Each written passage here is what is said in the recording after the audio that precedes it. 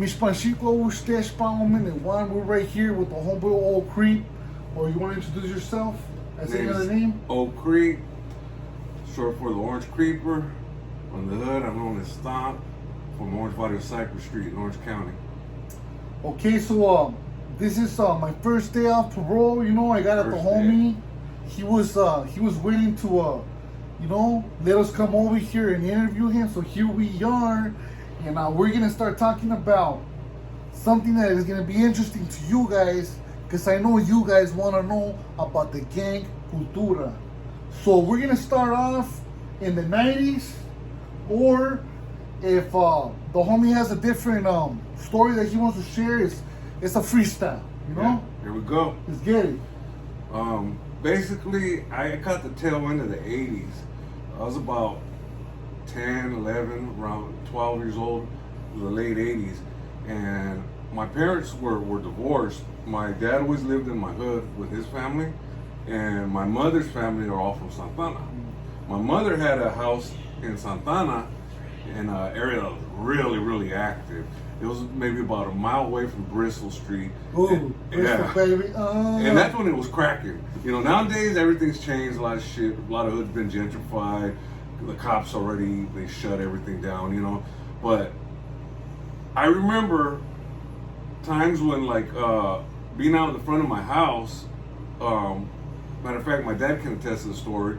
We're out sitting in front of the house, you know, it's 11 o'clock at night. We're just hanging out in front of the house.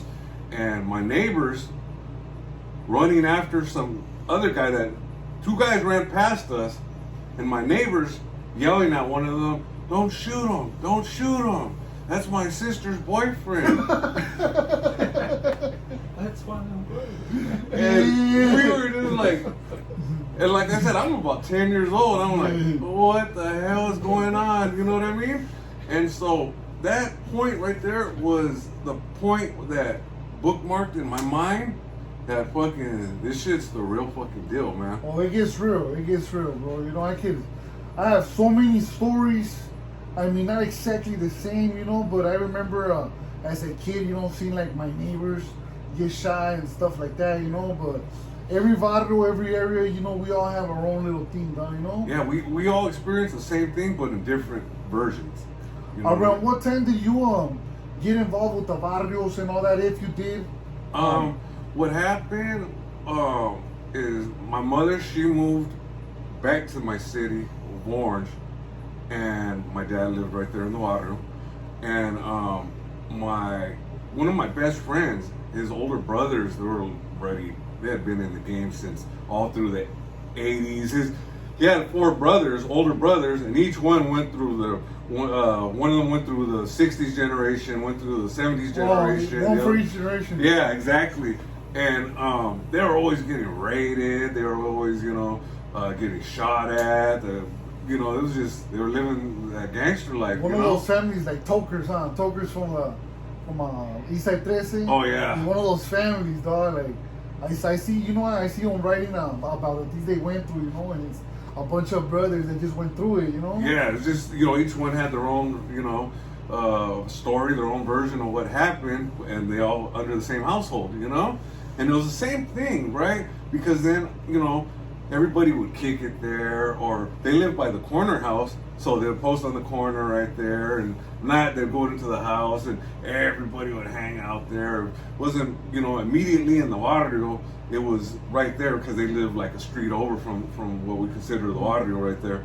And, everybody was kicking it right there, and, I mean, shit. By like, I'd say 12 years old, I had basically got involved for the first time. There happened to be a shooting that happened with another barrio from Santana. A few of its members moved in, and there was this friction right off the top, So geographically, right? You're from Orange Barrio, Cypress, right? Yes. Okay, I met a few homies from there, R.I.P. Rhino. Oh yeah, Rhino. Rest in peace. I don't know where Pirate stands, but I met Pirate too, and I met a few, aside from that, geographically, where does it stand, like, as far as what barrios are next to it and the rivalries? Okay. Or it just happened to be that some guys move from another barrio far away and try to set up shop? We've had that, but like historically speaking, it was us and it was another barrio called Modena. Medina, They're on the other side of Tustin, which is considered the east side of Orange, but they're like their own city within our city, if that makes like a sense. community. Yeah, and then it's even like they even have like it's on paper like established 1914 and city of El Modena. They got their own little thing, but it's in our city, and we have another city that's like that. But those were the two neighborhoods that were established. The oldest, they were the first, right? So during the 80s, you had a bunch of different little cliques come around. What was your era? 80s or 90s? 90s. 90s. The thing is, I had insight to all this because I grew up right there. So, and then my best friends, brothers are going through. So I was in the loop with everything. You know what I mean? And the funny thing is, I was in the loop and was aware of everything that was happening in Santana as well at the same time, which ended up being a barrio that my hood ended up beefing with. Oh, okay. But I was real close with the family right there. You know what I mean?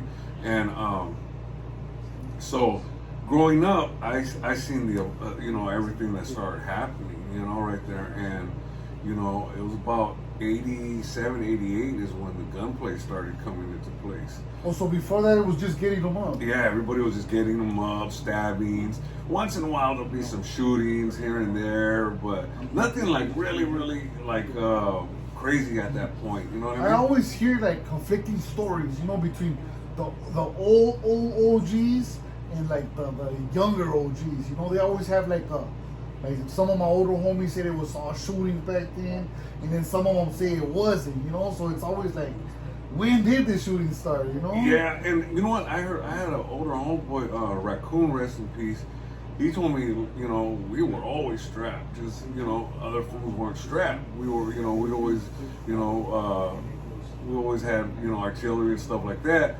And, you know, he went on to say that they were like a militant, brown berets type of group, and they were fighting against, you know, whites and everybody else, and, you know, and an interesting note though is there's a sort of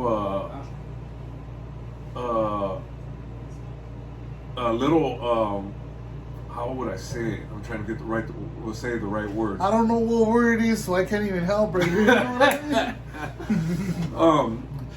There's you heard of the audio called F Troop? Yeah, F Troop. Big barrio. The rumor or legend has it is that its name and everything started in my barrio. Oh, okay. Now, interesting. I've talked to a lot of them, and they've always denied it. Yeah. I've talked to my homies, they say, yeah, it's true. And I've talked to other guys from different barrios that told me, hey, you know, your hood started F Troop, you know? And so there's always been that little kind of friction with them over that. You guys don't get along? Due to that? It's weird because some of them are cool and some of them ain't. Yeah. You know what I mean? So it's the ones that know that you're claiming it started over there, they don't like it. Yeah, I think that's what it is. Yeah. I think that's what it is. And it's funny because you know, you don't know what you're gonna get when you run into them. You know what I mean? Like, you know, someone, hey, what's up? Because, you know, that we were tight with them at one point. We were really tight. That was before me. I didn't see none of that. By the time I came into the picture, we were already a full-fledged war with them, you know? Oh, okay. But I had always heard, oh, F Troop this, oh, F Troop that as a kid. And then somewhere along the lines, they split up. My hood went its own direction, and they went their own direction. So what was it? F Troop started, was the first barrio in Orange, right? And then Barrio Cypress was a clique, or F Troop was a clique? F Troop was a clique. Ooh, that's why they don't like it. I think so. Because our barrio was circa like the early 1920s. I heard the roots were a little bit before that, but you know, just rounded off to the nearest 10. And I remember them being told that, you know, they started the F Troop name because we had a community center called the Friendly Center, which was located right on Cypress Street. Now, at that time, there was a show that was on TV that was called F Troop. I heard. That's what I was gonna tell you. That's the origins that I've heard it came from. So, what I was told was that because due to the center being named the Friendly Center with the F, they'd always say, "Oh, where the fellas at? Oh, that's the F Troop. They're over there. The F Troop's over there." You know, they sort of like mix pop culture with what our geographical building was, and then was making it sort of a gang thing. So they adopted that, and due to family and all that, it moved on to Santana and it spread out. Okay. Now that's the version I was told. No, yeah. I mean, no disrespect to anybody, from F Troop that is gonna watch this, because I'm pretty sure I'm even gonna tag you guys, so I know they are gonna watch it. Yo. But this is just, Torica from back in the days, and there's always like Barrio Torica that Yep, stories and we want to document this and make sure this history is known. You know what I mean? And as far as that, we're even willing to come back if somebody from F Troop wants to say a different story, so long as it's in a peaceful manner. Yeah, we could talk and figure it out and figure out the history. There's a guy on Instagram named the Barrio Archaeologist. Oh. Look him up. It's on Instagram. I'm gonna have to look him up. Look him up. He got the history of all kinds of neighborhoods, and he also confirmed that story about F Troop's origins being from Orange. Now, I also saw on Instagram and talked to a dude from Artesia who also confirmed it as well. That was a different barrio, because I heard it was a clique from my F Troop. Which one? Artesia? Yeah, they are a clique. They are a clique. But it was a barrio at one point, or it no? It was. They were like us. It was its own barrio at one point, and then along the lines it became a F Troop clique. Kind of like the 18th Streeters did it, no? Sort of something like that. And I'm thinking, because 18 and all of them, a lot of the neighborhoods from Los, I don't think had really done all that yet. I know some of them were big enough that they did get it, have audios like that, but from what I understand, F Troop at its peak was something. They were revolutionary in the gang world because they were able to get all these different barrios under one umbrella at one time. I heard about that. I did hear about that, and I've also heard certain ones, not defected, because defected will mean they dropped out, but split up. Like I don't know if it was Mini Street, or I don't know if they did it from Lopers. Yeah, they or, were part of or Lopers, F Troop. I'm gonna they were Lopers. confused. Yeah, but I know there is some from F Troop that split up. Yeah, and all through, I would say through the 70s and the 80s, a lot of cliques started going their own way. There's a neighborhood called Highland Street in Santana. I know people from Highland. Calle Highland. Yeah, Calle Highland. They've always been like this with my barrio. There's a homie kid from Highland who told me this story, which I never knew.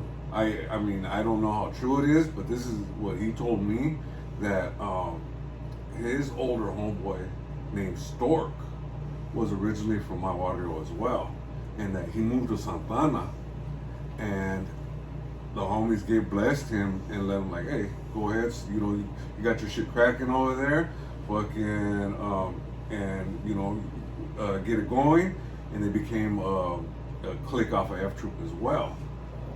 So, with that being said, eventually, as time went on, they ended up being the first barrio to break off and go against F Troop. Calle Highland. Yeah, and it became a real serious war between them. Any clique that just breaks off is gonna create like so much animosity there.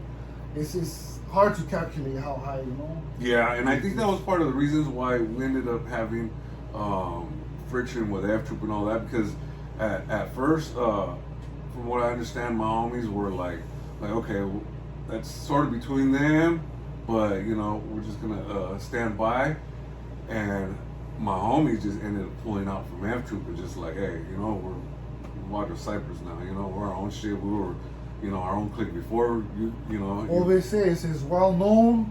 I personally heard about it a gang of times. I don't know, my homeboy was from YA. I don't know if he met any from over this set, but I know I met at least a good 5, you know? Yeah. He did like 8 years in YA, so, you know? How about, at what time, around what age you started getting busted? I was a teenager. First time I got arrested, I was about 13 years old. You already from your hood? Yeah, I was already, considered official at that point. And how was that? Like, you had enemies in there, or they weren't playing it? Like, different counties do it different, you know? Yeah, well, I got busted and I just got arrested. My parents picked me up with a little bullshit ass charge. Now, the first time I ever did time in the hall, it was right from the gate, man. As soon as you're in the shower, huh? Yeah, well, actually, trip out on this. They process you or whatever, and they send me to my cell or my room or whatever you want to call it at that point. And I walk in, and my cellie's laying down, and he hits me up. Hey, where you from? From Orange. Cypress Street. Like, yeah. Fuck you guys. And we just started getting down. Oh, your cellie? Yeah, we started getting down. He was from a hood in Santana. And we just started getting down, blah, blah, and that was probably the longest fucking fight I'd ever been in. We ended up like wrestling, and because nobody came, the staff. It's your Sally, nobody sees. Yeah, nobody sees it. And like I remember I had him like in a headlock, fucking. I was on top of him, and we're both tired as fuck. You know what I mean? Like, fuck you, fuck you. You know, and fucking, finally the staff came in, they broke us up and all that shit. But you know, it was a fucking long ass fucking fight, man. And I'm sure fucking if I would have like gave up or fucking got knocked out, he probably would have like fucking choked me out with the fucking So there was animosity there. Yeah, there was animosity there. You know what I mean? And so that was right off the gate. Now they separate me. They put me in a different cell, and I wait there. It's in Orange County. The way it used to be called Unit Y and Unit Z, right? Y was for the younger type of juvenile offenders. You know, like they were like 12 and under, and the Z was the older offenders. You know, 13 and up, stuff like that, or more like just cagapalos. You know what I mean? Yeah, I was young and they put me with the older fools. You know? Yeah. And that's probably just because I was maybe a little bit bigger than the other little kids. You know? But I was like, hold up, where are you taking me to? See? I belong over there. Yeah, fucking fuck these guys, huh? I'm 14, I'm 15, you know?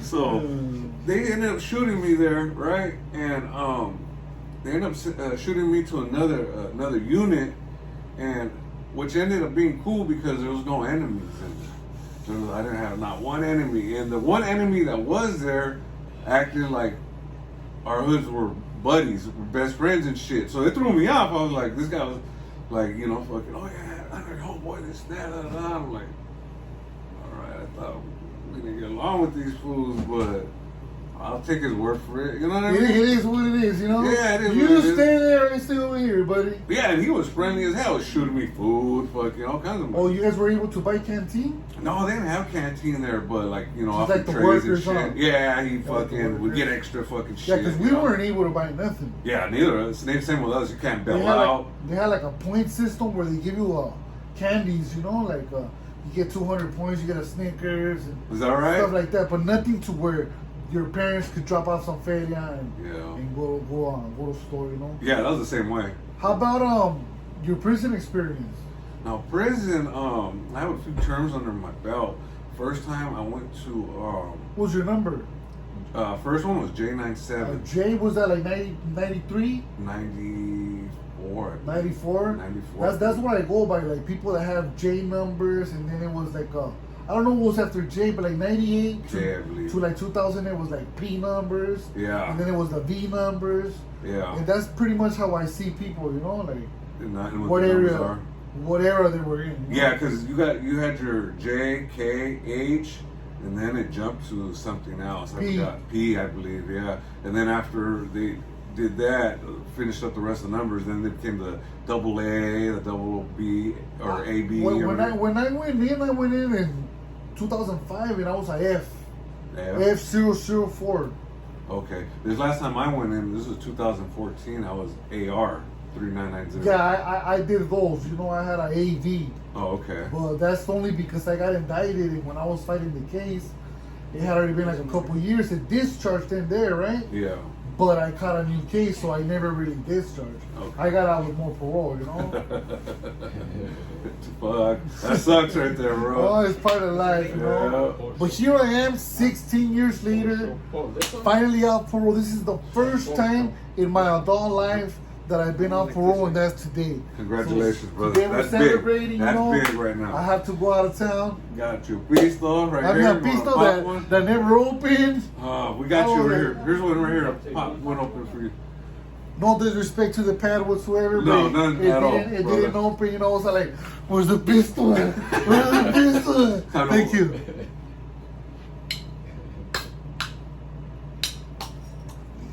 Thank you. Thank you, appreciate it. So, see, like, my experience in the Pinta is like, I went to Centinela, it was my first term. There was a lot of good homies from Orange County. There was who's from Delhi. Older homie, I don't know if you know him, Shotgun from Delhi. He's a lifer. He's been there forever. He had already been there forever. I used to roll doggy with some guy. I think they called him Harvey from Delhi. Okay. And I got some family from Delhi. you know, I met a lot of good dudes, you know, but it was right there mostly racial. It was like you get there, they're like, oh, you can't do nothing with the blacks. It's on site with the blacks. The door opens with the blacks. Like, you gotta go at it with them, you know? Okay. And to me, like, I didn't grow up racist due to the fact that there's no blacks, or there wasn't no blacks when I grew up. Yeah, that's how we are. In my as area, well. you know? So I'm like, why do I supposed to hate this guy? But that's just the way it is. Yeah. You know? That was my prison experience, my first term, you know? Yeah, mine was, I got sent to Donovan State Prison. At that point, reception was in San Diego. For those that don't know, Donovan's in San Diego. And I got sent there, and fortunately, I have an older cousin that was there, and he happened to be there. But you know, and he put me up on game right away. Thing is, they had, you know, they were always fucking with him. You know, just, you know, you know how the goon squad, they label you, and they all of a sudden want to fucking fuck with you. He probably was just into reading good books, or trying to learn about his cultura, and they're gonna label him as a politician or whatever. You're trying to learn Aztec, you're trying to be political. Like, Yeah, you know, exactly. I'm just trying to learn about my roots, you know? Yeah, exactly. And they're on his ass like that. So, you know, he gave me as much game as he could, but he was constantly in and out the ad seg, you know? And we were trying to validate him. Exactly.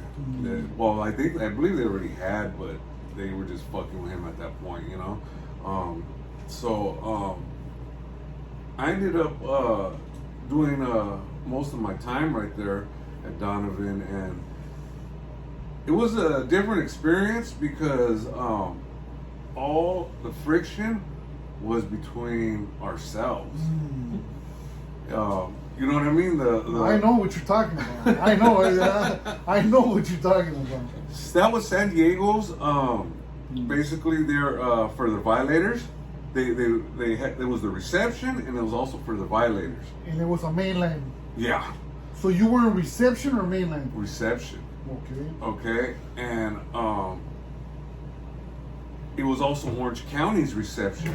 Orange County was weird at that time because they were sending people to different joints. They would like 1 month. Chino? Yeah. Well, no, actually, Chino was more of for the violators at that point. At, Orange County, when you catch the chain, they would like 1 month they would send you to Tehachapi. 1 month they would send you to. Oh wow. Yeah, that's Donovan. how LA. That's how they do it in LA. You know. Yeah. Because when I came around, it was like Orange County always goes to Wasco, and that's it. Yeah, that's how it is They're now. deep right now, right there. You know, like every building. You know. Yeah, that's how it was now, and that's where I went to. My last term in 2014. So it was a trip because. What building were you in? Right here in Wasco? Yeah. I was in the C11. The dorms? The dorms. C11? Yeah. It's I know where CR is at. Yeah, but I thought they had like 4 buildings only, you know? No, they have building 11, which is the dorm. Yeah, I was there. Matter of fact, I was with your guys' homie. I was telling them Snoopy. My homeboy Snoopy. Yep, I was we with just went him. to his pad right now. Oh, is that right? Yeah. Yeah, I don't know if he'll remember me, but yeah, you know, give him my cues. Yeah, mandatory. I'll see him, you know, whenever I see him, because he's hard to get a hold of. Is that right? He got the barrio all high, you know? Yeah, he's a good homie right there, man. He was with another homie from Southside Chicas, Nene. They were bunkies right there. Yeah, you know what? You're talking about C7. Oh yeah. You're right. H7. You're right. It was H. Yeah, you know what? It's in Delta. It's the only dorm right there. Should I go ask my dad? You got my letters? To fucking... No. I know what it is. It's it used to be H5, and then they changed it to D7. Is it D? I thought it was C. D7. D? Yeah, you're right. C is over there with the Bulldogs, and I'm over there like, damn, they had you over there, you know? Yeah, no, you're right. I think you're right. Fucking. That's the only dorm.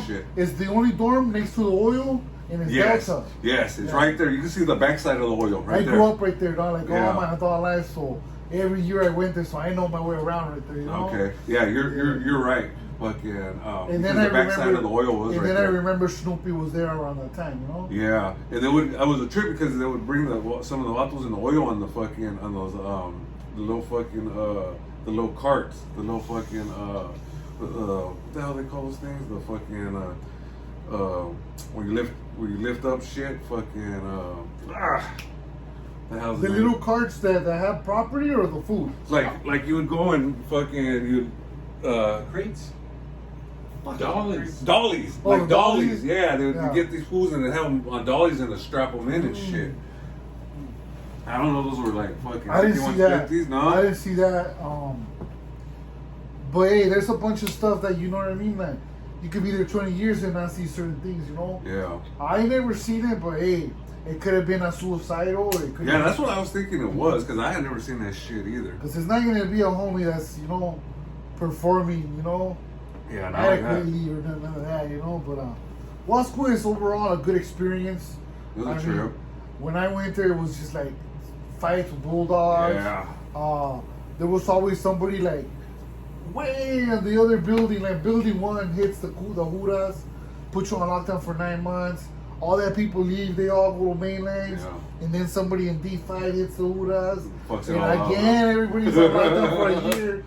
And like it's not even the same people that were there, to start off with, Different politics and shit. The reason why I asked you where you were at is because I was there in January 2015, but I was in Delta 4. Delta 4. Which is right across from Delta 7. Yeah, because it goes, was it 1, 2, and then there's a 3, 4, no? See, the 3 is for the Northerners. Yeah. So that's, we don't go there for whatever reason. And 1 and 2, I believe they had Bulldogs. Yeah, I remember. When I first went there, the Bulldogs were in every building. But by the time I went there in 2015, they were only in 1 and 2. And then there was 4 and 5, the oil, and then the dorm. I remember there was a homie from OC, man. He took off to medical. They do the diagnostics and all that shit. And he was over there, and he came back, had a big old fucking shot. And he said what happened. He was sitting in the room. They were gonna, I guess, check him or whatever. And a bulldog got loose, went in there and fucking cracked him. And started fucking him up, and he said by the time fucking, I hadn't even had a chance to fucking try to get off, they already got both of us, And the fucking staff, they co-signed that, I was the victim. You gotta be very, very cautious with your movement, no matter where you go, dog, because it's happened to me a bunch of times. Where we're in the day room, they let in a bulldog, like it's outside, smash them out. I was in diagnostics, some fool looked at me, they were passing escort, so I was like, that's not the homies, so I get up, we start taking off, ends up being a bulldog, and stuff like that. One time they were gonna put me in a cage, and you can't tell them no. Yeah, you gotta just go with it. You just gotta go with it. Yeah. And I seen like 15 bulldogs in there, so I was like, they all get up right there, and the Huda was like, he noticed the energy. Yeah. That all them got up and went to the back. Yeah. And I was like, damn, I had a blame. But I was like, they're probably going to take it from me. Yeah, they probably got some shit too. But for whatever reason, a Huda came running, keep me lines over there. And they didn't let me in, But I couldn't say no. That's like the end of your career, Yeah. You say no. Yeah, basically. You don't want to. I mean, I'm not gonna lie. I don't want to go away. Yeah. But I had to. Yeah, I mean, you deal with it as it comes, So music, man. I know you're into music, but what got you into it? And when I got busted around 2005, then 2005 I was always in prison all the way until 2017, right? Oh, wow. But before that, I never heard like the name Old Creep or nothing. No disrespect. Yeah. So around what time did you get into the music? I've been into the music for a long time, actually. I started off like DJing and fucking around. You make beats? I used to. I haven't done it for a while, but Takes too long, huh? yeah, and I was just like, man, I only got time to write, and Yeah. shit like that. One of my boys, I've always been into rap. I was known in the hood with my generation as always having the newest, the fucking hottest fucking CDs or tapes or music. I was always like the DJ. Hey, fucking tell Stomps fucking go play some music, Yeah. And I always had fucking all the dope shit, and I would write rhymes at my pad, shit like that, and I had a older homie named Freddie Montoya. They called him Chuco, and he looped a beat one time, like a bounce rock skate beat, and he did a flow on it, and then I went and wrote a rap to it or whatever, and we played it for everybody, everybody liked it, I mean, we could sound like shit, and just as long as, you're fucking representing and fucking, you're talking shit, fucking everybody's gonna love your fucking music, Are we talking about tapes? Tapes. Oh, okay, so we're talking about 89, 88, or early 91, 92. This is about 93. 93? This is about 93. Because like by 95 there was no more tapes. Yeah, this is about 93. And so we did that song and it got its play or whatever, and nothing, that was that. I don't know what happened. I never had a copy of it. He had like one copy of it. What happened to it? It's still around? I have no clue what happened to it. Yeah, I hit him up a while back. Hey, you still got it? Nah, I don't have it no more, Some people have it, Some people are collectors, Back then you used to you were able to record it into another tape. Yeah, exactly. Well, trip out on this. Now, I have a younger homie that comes up. He's a DJ, and he got the whole setup. He has a sampler and everything, and he comes out with the song, right?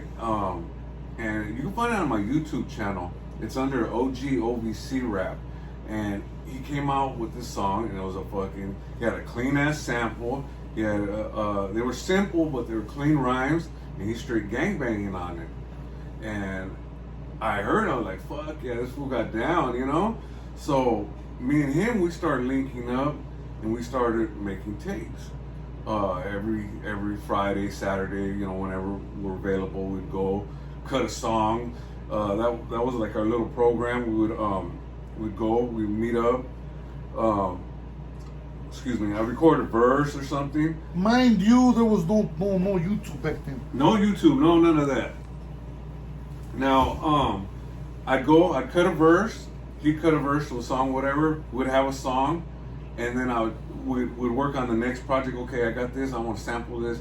He would sample whatever. He'd make me a beat tape, and then okay, next week, we'll come back with another track. And I would go back and drop another track. So eventually, we started getting known all through the hood. Like, hey, the homies are always rapping and shit. Oh yeah. So where can they find your music?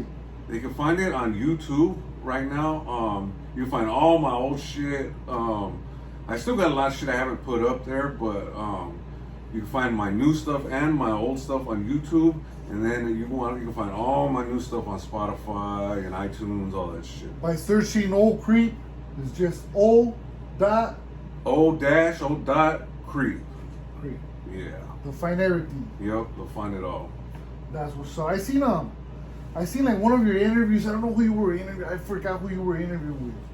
But you were, I've heard a lot about you, through that. And then I seen you in the mix. You're always in the comments with a lot of people that I know, you know what I mean? Yeah. So I was always like, yeah, I wonder who the homie is, Yeah. So I was happy when you reached out, and I really wanted to come and get it done, So that's cool. Huh? This is hopefully this interview was a little different. You know what I mean, for the audience. And I'm hoping, you know, everybody likes it. Drop some love.